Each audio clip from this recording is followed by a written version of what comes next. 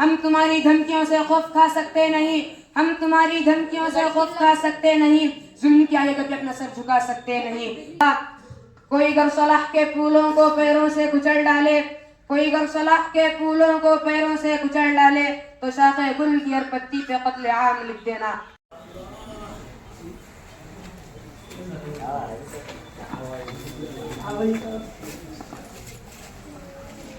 السلام علیکم ورحمۃ اللہ وبرکاتہ۔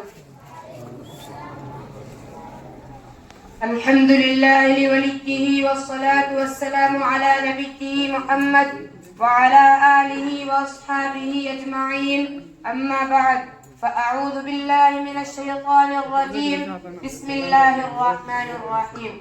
ان تنصروا اللہ ینصرکم ویثبت اقدامکم، وقال اللہ فی موضع آخر ولا تهنوا ولا تحزنوا وانتم الاعلون ان کنتم مؤمنین، صدق اللہ العظیم۔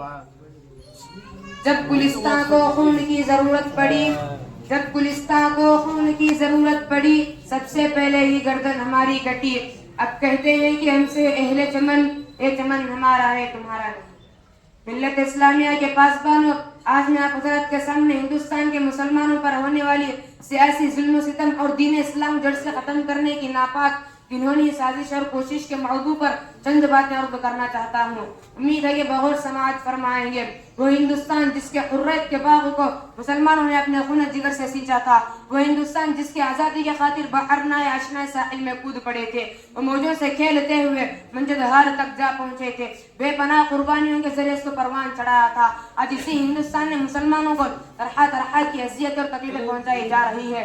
مسلمانوں کے قلوب سے اسلام محبت کو ختم کرنے کی نہایت ہی گنہونی سازشیں ہو رہی ہے، اور اس میں شک نہیں کہ ہم پر مصائب کے پہاڑ ٹوٹ رہے ہیں۔ ہم مظلوم و بے قصور کو فرقہ پرستوں نے ظلم و ستم کا نشانہ بنایا ہوا ہے۔ ہماری ماں اور بہنوں کی عزت آبرو لوٹی جا رہی ہے۔ برادران ملت، یوں تو کسی بھی دور مسلمانوں کا حامی کوئی نہیں تھا، لیکن جب سے فرقہ پرستوں نے ہندوستان نے جنم لیا، اس وقت سے مسلمانوں کا رہی صحیح سکون چین چھین لیا گیا، کیونکہ فرقہ پرستوں نے وقت مذہب کو مٹھانے کی نہ جانے کیسی کیسی رچنا رچی ہوگی۔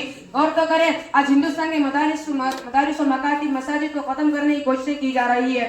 آج ہندوستان کے مدارس کو دہشت گردی کا اڈہ اقرار کیا جا رہا ہے، اور الزام لگایا جا رہا ہے کہ جتنی فسادات ہو رہی ہے ان کے پیشوا اور لیڈر ملا ہے، اس لیے سب سے پہلے ان کو ختم کیا جائے۔ اور اس کی آسان صورت نکالی گئی کہ اب مسلمان کسی مدارس اور مکاتب مساجد کو ختم کر دیا جائے، اس لیے ہماری عبادت گاہوں پر پابندی لگا دی گئی ہے۔ اب مسلمان کسی مدارس اور مکاتب مساجد کو نہیں بنا سکتا، لیکن شاید ان کو معلوم نہیں کہ جب تک مسلمانوں کی سیاست چلتی رہے گی، اس وقت تک دین اسلام اور مساجد مکاتب پر کسی طرح کی آنچ بھی آنے نہ دیں گے۔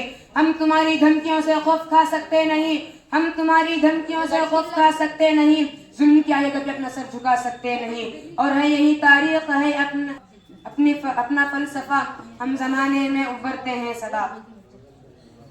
عزیزان گرامی، اگر وطن ہماری ہمارا مال مانگے تو مال دیں گے، اگر وطن ہماری جان مانگے تو جان دیں گے، اگر وطن ہماری اولاد مانگے تو اولاد دیں گے، اگر وطن ہماری تن من دھن مانگے سب کچھ دیں گے۔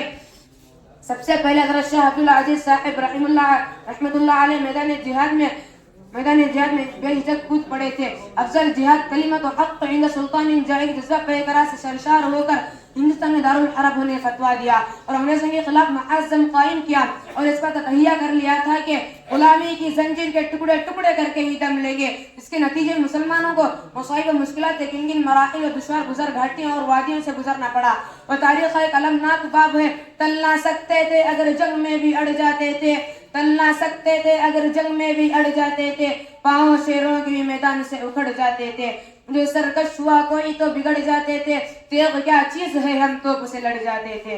برادران ملت، وہ ٹیپو سلطان کی ذات تھی جن نے ایک اگر کے گیدڑ کی 100 برس کی زندگی اور شیر کی ایک دن کی زندگی بہتر ہے، لوگوں کے رگے مردہ آزادی کی برقی لہر دوڑا دی تھی، اور خود بھی انگریزوں کے خلاف برسرے پے کر رہے، یہاں تک کہ میسوں کے دھرتی پہ خون کا آخری قطرہ بھی آزادی کی خاطر بہا کر شہید ہو گئے۔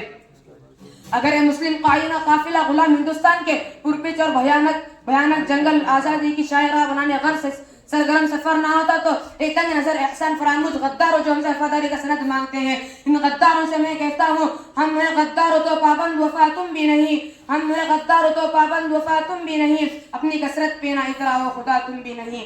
آپ حضرات مجھے بتائیں کیا مسلمانوں نے جنگ آزادی اس لیے لڑی تھی کہ وہ صاحب اقتدار ہو جائے؟ کیا مسلمان اپنے خون کو اس لیے بہایا تھا کہ وہ حکومت کرے؟ کیا مسلمانوں نے اپنے جسم کے زخم کو اس لیے کھائے تھے کہ حاکم بنے؟ نہیں، ہرگز نہیں، بلکہ اسلام کو برقرار رکھنے کے لیے، ایمان کو برقرار رکھنے کے لیے، دین کو برقرار رکھنے کے لیے، توحید و انسانیت کو برقرار رکھنے کے لیے۔ یاد رکھیں اگر یہی حال رہا تو ان فرقہ پرستوں کو بھی انگریزوں کی طرح منہ بھی کھانے پڑے گی اور اپنے عہدے سے صبح کدوش ہونا پڑے گا۔ اس شعر پر تفسیر کو ختم کرنا چاہتا ہوں۔ اس شعر نے کیا یہ خوب کہا، کوئی گر صلاح کے پھولوں کو پیروں سے کچل ڈالے، کوئی گر صلاح کے پھولوں کو پیروں سے کچل ڈالے تو شاخ گل کی ہر پتی پہ قتل عام لکھ دینا۔ وآخر دعوانا الحمدللہ۔ آپ کا بہت بہت شکریہ۔ میں